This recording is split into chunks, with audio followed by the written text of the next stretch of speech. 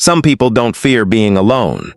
They fear what happens when they are surrounded by people for too long. They can spend an entire weekend without seeing anyone, eat dinner by themselves, take a long walk without calling a friend, and genuinely feel better afterward. No drama, no awkwardness, no desperate need to fill the silence. And yet, other people look at them and immediately assume something is wrong. Are you lonely? Why don't you go out more? Don't you get bored? But here's the interesting part. Being alone and feeling lonely are not the same psychological experience. Loneliness is the painful feeling that you lack meaningful connection. Solitude is different. Solitude can feel like freedom. For some people, being alone isn't an escape from life. It's where they finally feel like themselves. And understanding why can reveal something surprisingly deep about how the human mind handles stimulation, relationships, identity, and emotional energy. One reason some people genuinely enjoy solitude is that social interaction requires constant psychological adjustment. When you're around other people, you're not simply sitting there. You're reading expressions. You're interpreting tone. You're deciding what to say. You're noticing how you're being perceived. You're adjusting your behavior to fit the situation. Even with people you love, there is a certain amount of mental processing happening in the background. For someone who is highly self-aware or sensitive to social information, that processing can become exhausting. Think about someone who comes home after a long day and doesn't want to talk. Their partner might think, "They're upset with me." But sometimes they're not upset at all. They just need their mind to become quiet. They need a few hours where nobody is asking them questions, expecting reactions, or requiring emotional responses. And that distinction matters because solitude can function as a form of emotional regulation. It gives the mind fewer demands to process. The person isn't necessarily rejecting people. They may simply be recovering from the intensity of interacting with them. But there's another reason solitude can feel so good. When you're alone, you don't have to perform a version of yourself. Think about how often people subtly change depending on who they're with. At work, you behave one way. With family, another. With friends, another. On social media, perhaps another version appears entirely. Most of this is normal. Human beings naturally adapt to social environments. But constantly adjusting yourself can create a strange psychological distance between who you are and who you think you're supposed to be. When you're alone, that pressure disappears. You can listen to the music you actually like, eat when you're hungry, think without explaining your thoughts, chant your plans without negotiating, sit silently without worrying that someone will interpret your silence.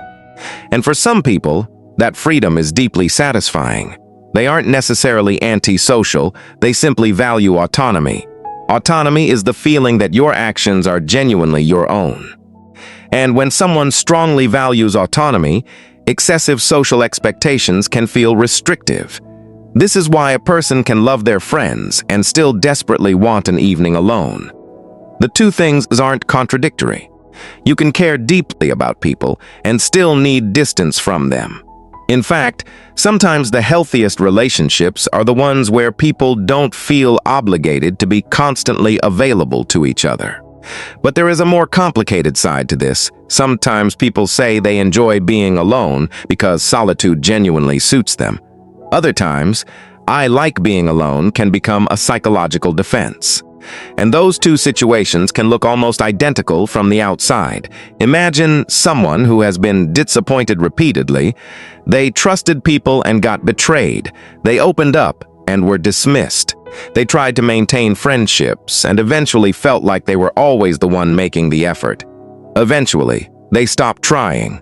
Then they tell themselves, "I actually prefer being alone." Maybe they do. But maybe part of them also learned that needing people feels dangerous. This is where emotional avoidance can enter the picture. Avoidance can provide short-term relief. If you never become emotionally close to anyone, nobody can reject you. If you never ask for help, nobody can disappoint you. If you never become vulnerable, nobody gets the opportunity to hurt you. And because avoiding the threat reduces anxiety, the brain can learn to repeat the behavior. That's reinforced the relief itself can teach you. See? Staying away from people keeps me safe. The problem is that emotional safety and emotional isolation aren't always the same thing. A person can become extremely comfortable alone while slowly becoming uncomfortable with intimacy. And that's where self-awareness becomes important, because the real question isn't simply, do I enjoy being alone? It's, what happens inside me when someone tries to get close? If solitude makes you feel peaceful, focused, creative, and restored, that's one thing. If solitude makes you feel protected from rejection, criticism, disappointment, or vulnerability, that's something different. And sometimes both can be true at the same time. Another fascinating reason people enjoy being alone is that solitude gives them room for deeper thinking. When there is constant external stimulation, the mind spends much of its attention responding to what's happening around it. Moods, notifications, conversations, opinions, news, other people's problems, other people's expectations. But when all of that becomes quiet, your attention can turn inward. You begin noticing your own thoughts.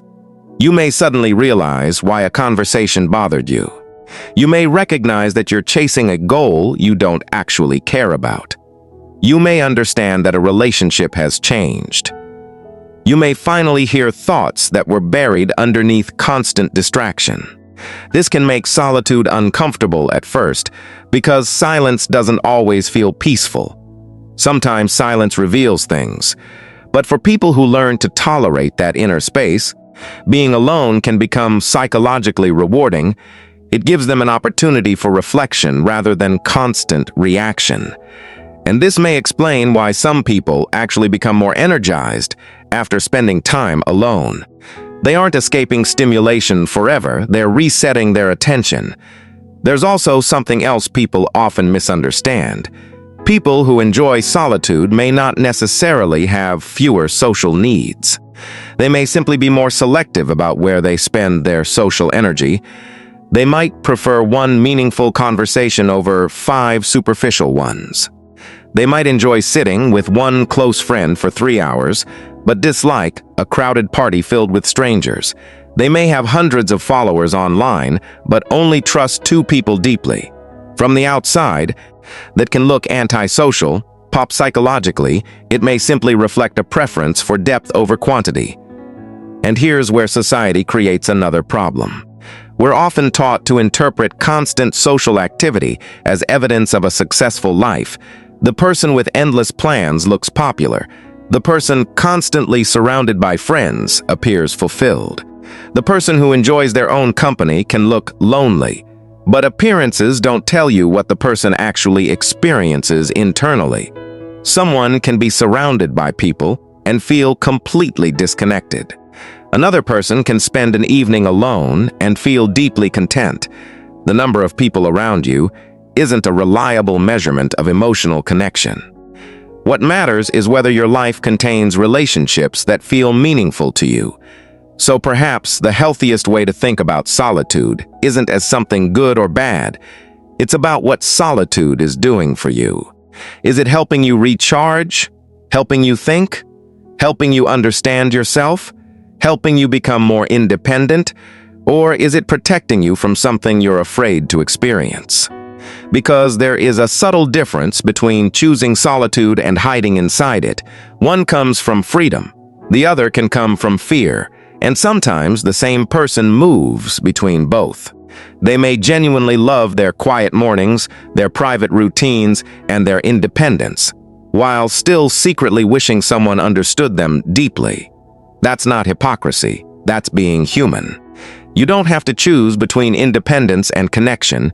You can enjoy your own company and still need other people. You can love silence and still love conversation. You can be comfortable alone without becoming emotionally closed off. Maybe the real sign of psychological strength isn't needing people constantly. And it isn't needing nobody at all. It's being able to choose. To say, I want to be alone, without running away from connection. And to say, I need someone, without feeling ashamed of needing them. Because eventually, the most important question isn't whether you enjoy being alone. It's whether you are alone because you genuinely like who you are in your own company, or because being close to someone has become harder than being alone. And those two lives can look remarkably similar from the outside. Only you know which one you're living.